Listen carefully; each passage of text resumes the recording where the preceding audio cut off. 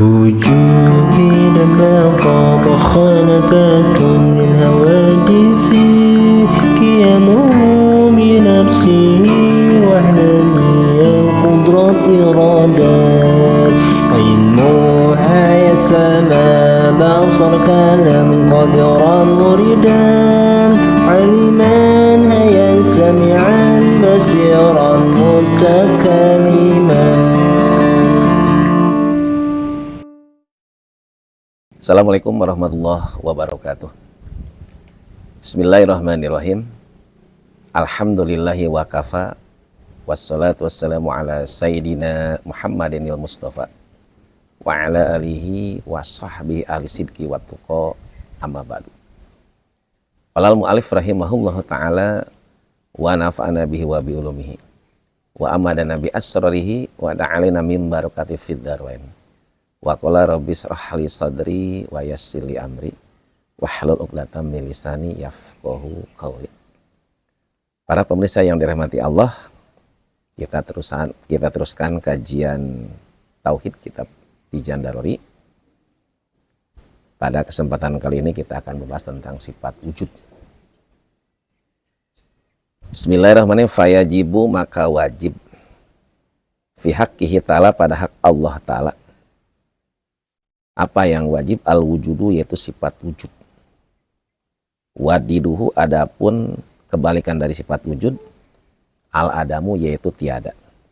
Wadalilu, adapun dalil ala dalika yang menunjukkan kepada sifat wujud, wujudu hadil mahlukati, yaitu adanya makhluk.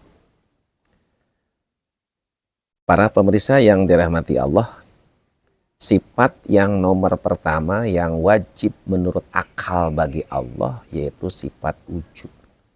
Artinya wajib menurut akal bahwa Allah ada. Apa yang dimaksud dengan wajib menurut akal? Alladzi la yatasawwaru fil aqli adamu. Sesuatu yang tidak masuk akal perihal tiadanya.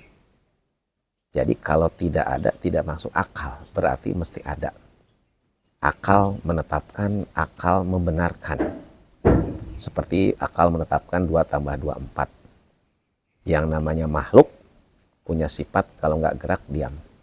Uang 10.000 lebih besar daripada 5.000. Akal menetapkan bahwa Allah itu mesti bersifat wujud, qidam, baqo, dan seterusnya. Allah Subhanahu wa Ta'ala bersifat wujud bukan semenjak diciptakannya akal, juga bukan semenjak adanya alam semesta atau makhluk.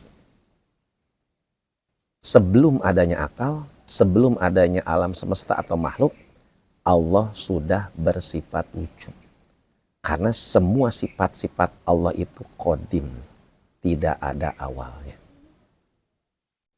Wajib syarak.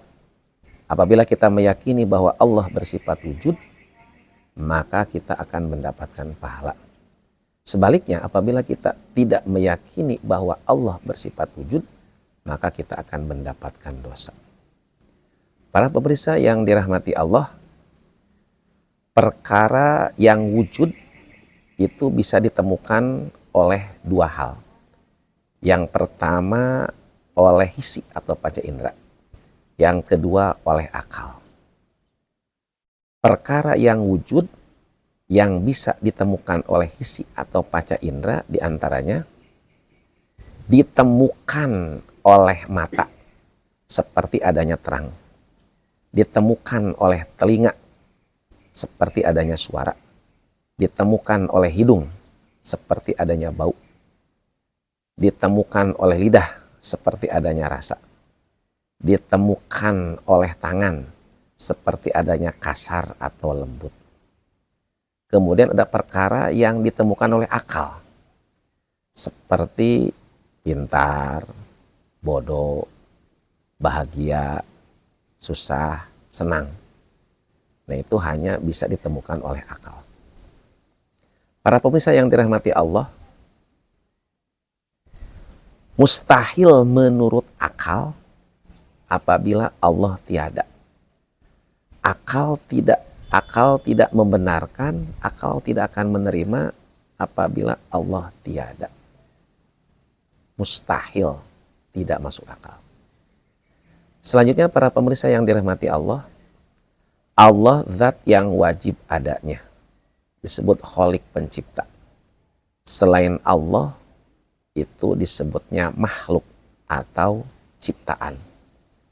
Langit itu makhluk, bumi makhluk, manusia makhluk, malaikat, surga, neraka, itu semuanya makhluk. Selain Allah namanya makhluk atau ciptaan. Lalu apa dalil yang menunjukkan bahwa Allah itu bersifat wujud? Ini dalilnya ada dua. Ada dalil menurut akal dan dalil menurut Al-Quran atau hadis.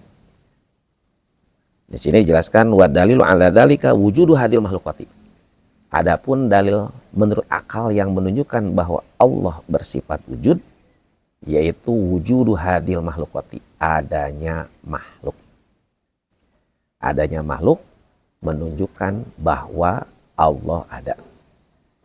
Nah, selanjutnya para pemirsa yang dirahmati Allah, yang harus dipahami, keberadaan makhluk atau alam semesta itu hukumnya wenang. Adanya makhluk itu wenang, tidak ada juga hukumnya wenang atau jaiz. Jadi posisinya balance, seimbang. Adanya makhluk wenang, tidak ada makhluk juga wenang. Kemudian yang kita saksikan, ini alam semesta atau makhluk itu ada. Berarti unggul ada, mengalahkan tiada. Nah, yang mengunggulkannya, yang mewujudkan dan menciptakannya, yaitu Allah Subhanahu wa Ta'ala. Para pemirsa yang dirahmati Allah, ada makhluk, Allah ada. Tidak ada makhluk pun, Allah tetap ada. Jadi tidak berpengaruh. Kenapa? Karena keberadaan makhluk, sekali lagi, hukumnya wenang. Ada makhluk, Allah ada. Tidak ada makhluk, Allah pun tetap ada. Karena Allah zat yang wajib adanya.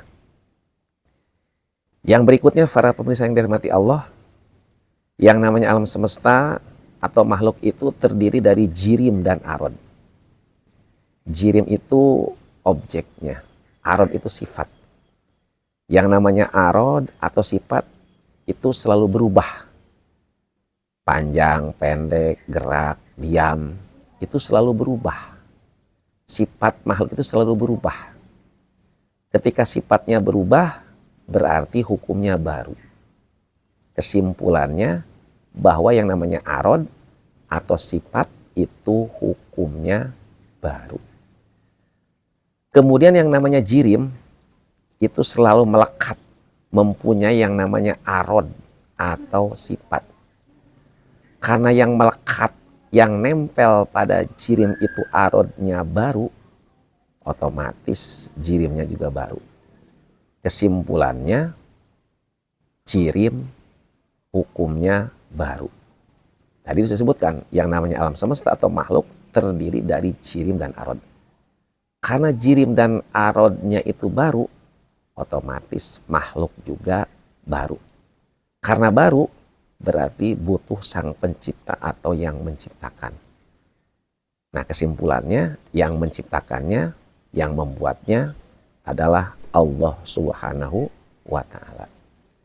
Lalu dalil nakli disebutkan dalam Al-Quran surat As-Sajdah ayat 4, jelaskan. A'udzubillahi minasyaitonirrajim. Allahul ladzi khalaqas samawati wal arda wa ma bainahuma.